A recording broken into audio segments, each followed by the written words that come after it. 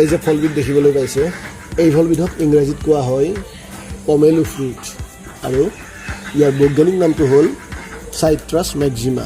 ফলবিধ সাধাৰণতে দক্ষিণ এছিয়া আৰু মালয়েছিয়াত অধিক পৰিমাণে পোৱা যায়। এই ফলবিধ ভিটামিন চি আৰু পটাছিয়ামৰ এক প্ৰকাৰ ভাণ্ডাৰ বুলিয়ে ক'ব পাৰি। ই দেহৰ প্ৰতিৰোধ ক্ষমতা বৃদ্ধি কৰে আৰু ছাল সুন্দৰ কৰি তোলে। ডায়েবেটিছ ৰোগীৰ বাবেও এই ফলবিধ বিশেষ সুখাদ্য। এয়া ৰবাব টেঙাবিলাক ৰেডি কৰি আছে। ৰবাব টেঙাৰ কোহবিলাকৰ পৰা তাত জিমবিলাক উলিয়াই আছে। এই জিমবিলাক উলিওৱা হোৱাৰ পিছত এইবিলাক জলকীয়া নিমখ আদিৰে সানি এই জিভাৰ পানী পৰাকৈ খাব লাগিব। আপোনালোকক দেখাই আছোঁ এয়া ৰবাব টেঙাবিলাক কেনেকৈ এৰুৱাই চাওক। হয় দিয়ক, প্ৰকৃতিৰ সৃষ্টি। ৰবাব টেঙাৰ ভিতৰত থকা এই গুটিকেইটা সংৰক্ষণ কৰিবৰ বাবে ৰবাব টেঙাৰ বাকলিবিলাক ডাঠকৈ বনোৱা হয়, বহুত ডাঠকৈ হয়। এই বাকলিখিনি এৰুৱাৰ পিছতো আপোনালোকে চাব নেকি কিমান টুকুৰা পৰি আছে এইবিলাক, আৰু ভিতৰত এইবিলাক আছিল, এইবিলাক এৰুৱাৰ পিছতহে আচল ৰবাব টেঙাটো ভিতৰখিনি দেখা গৈছে। কিন্তু সেইখিনিয়ে নহয়, সেইখিনিত খাব নোৱাৰি।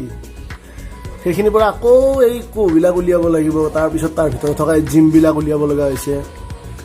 এইবিলাক উলিয়াই লগ কৰি অকণমান পিছত দেখাই আছোঁ। এইবিলাক গোটেইখিনি উলিওৱা হওক, তাৰপিছত এইবিলাক খানা হ'ব।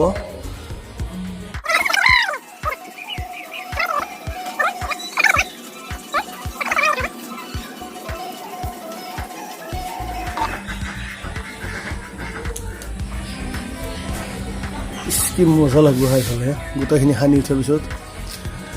এই গুটিবিলাক চোৱাচোন, কি গুটি না গুটিকেইটা।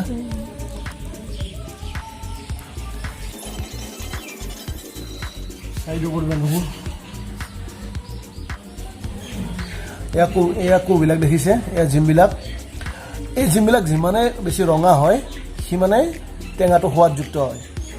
আপোনালোকে চাই ল'ব যে অকণমান টেঙাটো যদি বেছি পুৰঠ হয় এইটো ৰঙা বেছি হয় আৰু সোৱাদটো বেছি লাগে।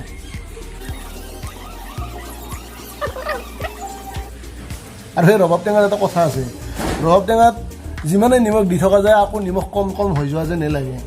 দি থাকিলে আকৌ দি থাকিব ইচ্ছা যায়। আকৌ টেঙাটোৰ লগত জলকীয়া বেছি সানিলেও কি হয়, জলকীয়াটো বেছি পোৱা নাযায়, কিন্তু খাই উঠাৰ পিছত ওঠত এনেকৈ ধৰে কিন্তু ইমানো জলকীয়া লাগিল নে, ওঠ ফৰফৰাই থাকে পিছত। গতিকে জলকীয়া নোহোৱা বুলি ভাবি বেছিকৈ জলকীয়া নিদিব। তেনেকুৱাকৈ দিলে কি হ'ব, আপোনাৰ পিছত খোৱাৰ পিছত শৌচ কৰোঁতেও গম পাব। যেতিয়া আপুনি শৌচ কৰিবলৈ যাব তেতিয়াও গম পাব। এতিয়া ইয়াৰ পৰা আমি গোটবিলাক দূৰত আঁতৰাই দিম।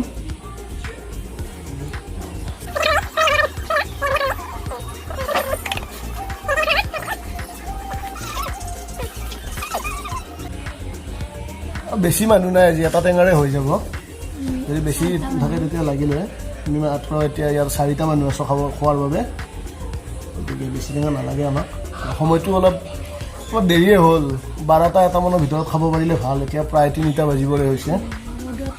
টেঙাবিলাকৰ কোহবিলাক এৰুৱাৰ পিছত জিমবিলাকৰ পিছফালে এইবিলাক শিৰবিলাক লাগি থাকে। এই শিৰবিলাক থাকিলে সানাৰ পিছত এইবিলাক খাই অলপ বেছি তিতা লাগে। গতিকে এইটো চাই ল'ব অলপ।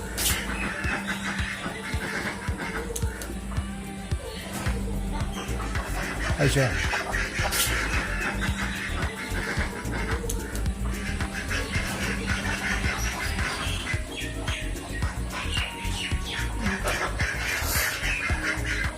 पूरा टेस्टी।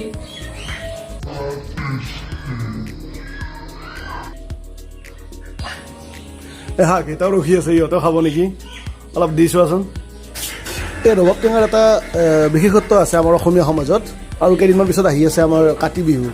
এই কাতি বিহুৰ যিটো নৈবেদ্য দিয়া হয়, পথাৰতে হওক বা ঘৰতে হওক বা তুলসীৰ গুৰিতে হওক, এই নৈবেদ্যৰ এটা প্ৰসাদখনিৰ প্ৰধান উপকৰণ হৈছে এই ৰবাব টেঙা। আমি আগতে সৰুতে মনত আছে চুৰ কৰিবলৈ গৈছিলোঁ, নৈবেদ্য চুৰ কৰিবলৈ গৈছিলোঁ ঘৰে ঘৰে, আৰু ঘৰৰ গৃহিণীয়ে আহি নৈবেদ্য দিয়ে, আমি ৰখি থাকোঁ দূৰত। দি পিছ মুখ দিয়াৰ লগে লগে আমি নৈবেদ্যলৈ পলাই পঠাওঁ। এই চুৰ কৰা নৈবেদ্যবিলাকৰ ভিতৰত যদি কোনোবাখন নৈবেদ্যত যদি ৰবাব টেঙাৰ এটা কোহ বা টুকুৰা নাপাওঁ, তেতিয়াহ'লে কিবা কাতি বিহুৰ নৈবেদ্য যেন নালাগে। তেনেকুৱা ভাৱ হৈছিল ইয়াৰ মাজতে এইটো কথা মই আপোনালোকক কৈ থ'লোঁ ঠিক আছে এতিয়া আমি ইয়াৰ পিছত ভগাই খাম দিয়ক